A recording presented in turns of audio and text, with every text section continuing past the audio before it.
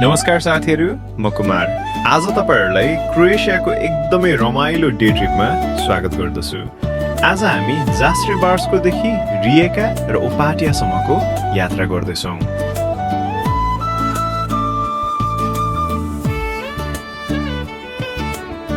बिहान ठिक 7:30 बजे हामी जास्ट्रेबार्सकोबाट यात्रा सुरु गर्छौँ। आजको यात्रामा म कुमार ड्राइभिङ गर्दैछु। मेरो छेउको अगाडिको सिटमा हाम्रो क्यामेराम्यान सुमन बसेका छन्। पछाडिको सिटमा विवेक, गणेश र राजेश रमाइलो गर्दै यात्रा गरिरहेका छन्। बिहानको चिसो मौसम, हरियाली वातावरण र सफा आकाशसँगै हाम्रो गाडी क्रोएसियाको सुन्दर हाइवेमा अगाडि बढिरहेको छ।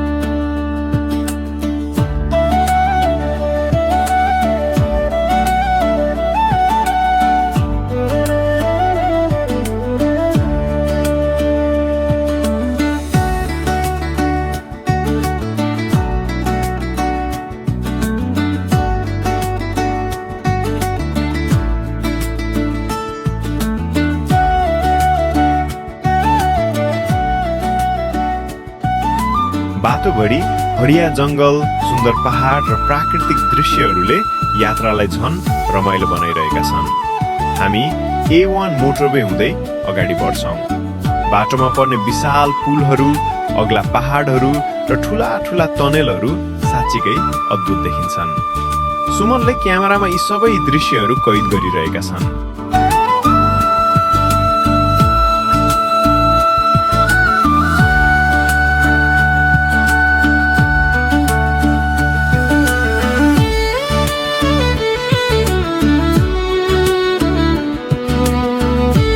कारभित्र रमाइलो नेपाली गीत बजिरहेको छ।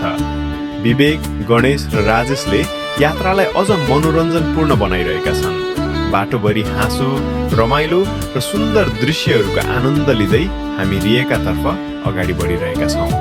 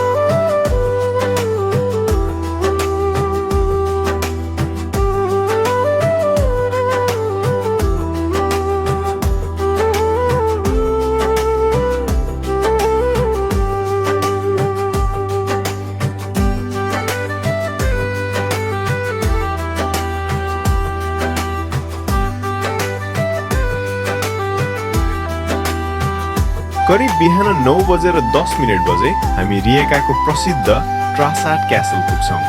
यहाँबाट एड्रियाटिक समुद्र, रिएका सहर र वरिपरिका पहाडहरूको दृश्य अत्यन्तै सुन्दर देखिन्छ। पुरानो ऐतिहासिक किल्लाको भित्ताहरू, टावरहरू र सुन्दर बगैँचाले पर्यटकहरूलाई आकर्षित गरिरहेका छन्।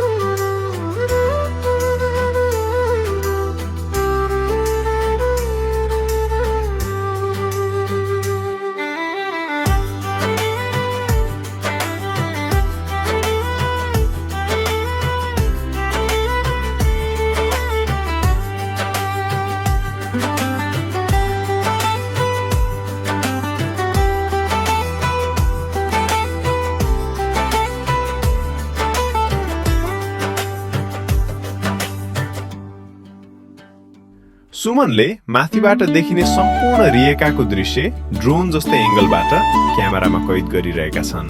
हामी केही समय यहाँ फोटो र भिडियो खिच्दै बिताउँछौँ।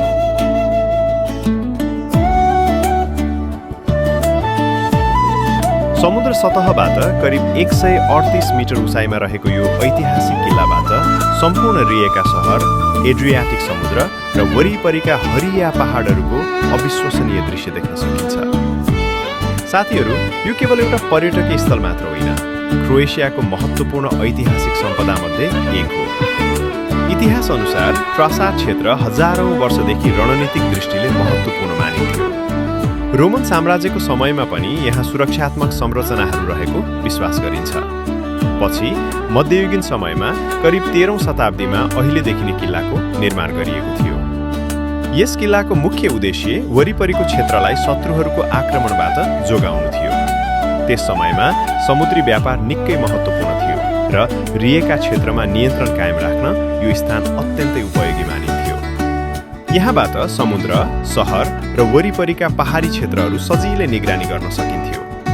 हामी अहिले किल्लाको पुरानो ढुङ्गे पर्खालभित्र उभिएका छौँ। यी पर्खालहरू सयौं वर्ष पुराना हुन्। यिनले धेरै युद्ध, प्राकृतिक परिवर्तन र ऐतिहासिक घटनाहरूको साक्षी बनेका छन्। यहाँ हेर्दा लाग्छ मानौ हामी समयलाई पछाडि फर्काएर मध्ययुगीन युगमा पुगेका छौँ। ट्रासाट क्यासलसँग जोडिएको अर्को विशेष कुरा यसको स्थान हो। किल्लाबाट तल हेर्दा सम्पूर्ण रिएका सहर आँखै अगाडि फैलिएको देखिन्छ। समुद्रमा चलिरहेका जहाजहरू, बन्दरगाह, आधुनिक भवनहरू र टाढासम्म फैलिएको नीलो एड्रियाटिक समुद्रले यहाँको दृश्यलाई अझ आकर्षक बनाएको छ। साथीहरू, यदि तपाईँ फोटोग्राफी मन पराउनुहुन्छ भने ट्रासाट क्यासल स्वर्ग जस्तै स्थान हो। यहाँको प्रत्येक कुनाबाट सुन्दर फोटो खिच्न सकिन्छ। विशेष गरी बिहान र साँझको समयमा यहाँको दृश्य झन मनमोहक देखिन्छ। सूर्यको किरण समुद्रमा पर्दा पानी सुनौलो रङ्गले चम्किन्छ, जुन दृश्य शब्दमा वर्णन गर्न कठिन छ। आज म कुमार र मेरा साथीहरू विवेक, गणेश, राजेश र हाम्रो क्यामेराम्यान सुमन यो ऐतिहासिक स्थलको भ्रमण गरिरहेका छौँ। सुमनले अहिले क्यामेरामा किल्लाका पुराना पर्खालहरू, टावरहरू र वरिपरिको अद्भुत दृश्य कैद गरिरहेका छन्। यहाँको प्रत्येक दृश्य हेर्दा प्रकृति र इतिहासको सुन्दर सङ्गम अनुभव गर्न सकिन्छ। किल्लाभित्र सुन्दर बगैँचाहरू, विश्राम गर्ने स्थानहरू र विभिन्न सांस्कृतिक कार्यक्रम आयोजना हुने खुला क्षेत्रहरू पनि रहेका छन्। गर्मीयाममा यहाँ विभिन्न सांस्कृतिक कार्यक्रम, सङ्गीत प्रस्तुति र स्थानीय उत्सवहरू आयोजना गरिन्छन्। त्यसैले ट्रसाड क्यासल इतिहास मात्र नभई सांस्कृतिक जीवनको पनि महत्त्वपूर्ण केन्द्र बनेको छ। अहिले हामी किल्लाको सबैभन्दा राम्रो दृश्य देखिने भागमा पुगेका छौँ। यहाँबाट तल फैलिएको रिएका सहर साँच्चीकै अद्भुत देखिन्छ। एकातिर आधुनिक सहर, अर्कोतिर प्राचीन किल्ला। इतिहास र आधुनिकताको यस्तो सुन्दर मिश्रण कमै ठाउँमा देख्न पाइन्छ। यदि तपाईँ भविष्यमा क्रोएसिया भ्रमण गर्ने योजना बनाइरहनु भएको छ भने ट्रसाड क्यासललाई आफ्नो सूचीमा अवश्य राख्नुहोस्। यहाँ आएपछि तपाईँले इतिहास, संस्कृति, प्रकृति र उत्कृष्ट दृश्यहरू एकै ठाउँमा अनुभव गर्न सक्नुहुन्छ। साथीहरू, हामी अहिले केही समय यहाँको दृश्यको आनन्द लिन्छौँ, फोटो र भिडियो खिच्छौँ र त्यसपछि रिएकाको अर्को प्रसिद्ध स्थानतर्फ यात्रा जारी राख्नेछौँ। ट्रसाड क्यासलबाट देखिएको यो अद्भुत दृश्य र यसको समृद्ध इतिहास सधैँ हाम्रो सम्झनामा रहनेछ। यो स्थानले हामीलाई केवल पुरानो इतिहासको कथा मात्र सुनाउँदैन, बरु प्रकृतिको अनुपम सुन्दरतासँग पनि परिचित गराउँछ।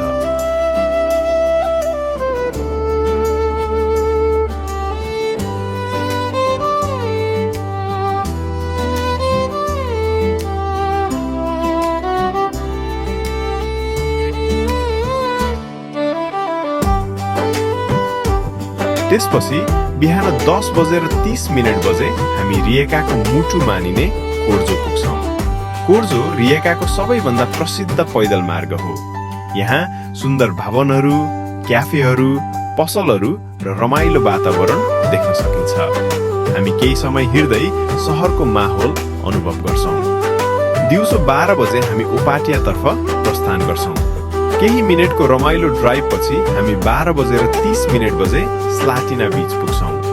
वाह, समुद्रको नीलो पानी, सफा किनारा र शान्त वातावरण साँच्चीकै मनमोहक छ। हामी सबै साथीहरू समुद्र किनारमा रमाइलो गर्दैछौँ। आजको हाम्रो पिकनिक मेनु पनि निकै विशेष छ। चिसो बियर, स्वादिलो चिकन रोस्ट, चाउमिन, जुस र चिप्स। समुद्रको किनारमा बसेर खाना खानुको मजा नै बेग्लै हुन्छ। साथीहरू बीच रमाइलो गफ, हाँसो र समुद्री हावाले यो पललाई अझ विशेष बनाइदिएको छ। खाना खाइसकेपछि हामी समुद्रमा पौडी खेल्छौँ, केही समय आराम गर्छौँ र सुन्दर फोटोहरू खिच्छौँ। दिउँसो 3:30 बजे हामी उपाटियाको प्रसिद्ध लुङ्गोमारे प्रोमेनेडमा हिँड्न निस्कन्छौँ। समुद्रको किनारै किनार फैलिएको यो पैदल मार्ग साँच्चीकै सुन्दर छ। एकातिर नीलो समुद्र, अर्कोतिर आकर्षक होटेलहरू, बगैँचाहरू र हरियाली वातावरण। हामी बिस्तारै हिँड्दै दृश्यहरूको आनन्द लिइरहेका छौँ। सुमनले क्यामेरामा हरेक सुन्दर क्षण कैद गरिरहेका छन्। साँझ 5:30 बजे हामी कफी र आइसक्रिमको आनन्द लिन्छौँ। समुद्र किनारमा बसेर सूर्यास्तको दृश्य हेर्दै दिनभरको यात्राको समीक्षा गर्छौँ। अब घर फर्किने समय भएको छ। साँझ 6 बजे हामी उपाटियाबाट जास्ट्रेबार्सको तर्फ प्रस्थान गर्छौँ।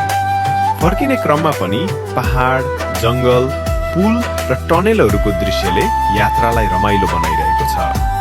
दिनभरका सुन्दर सम्झनाहरू मनमा बोकेर हामी घर फर्किरहेका छौँ।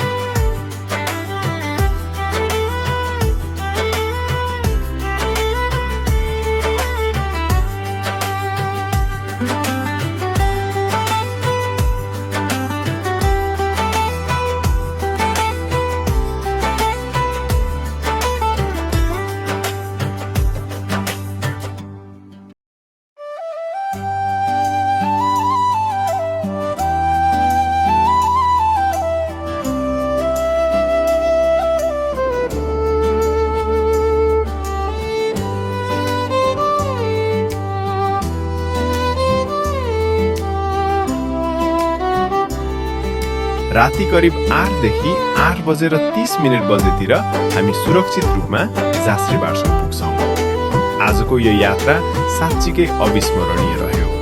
ट्रसाड क्यासलको दृश्य, रिएकाको कोर्जो, उपाटियाको समुद्र किनारा, स्वादिलो पिकनिक र साथीहरूको साथले यो दिनलाई विशेष बनायो। म कुमार, हाम्रो क्यामेराम्यान सुमन, साथै विवेक, गणेश र राजेशको तर्फबाट आजको भिडियो हेर्नु भएकोमा धन्यवाद।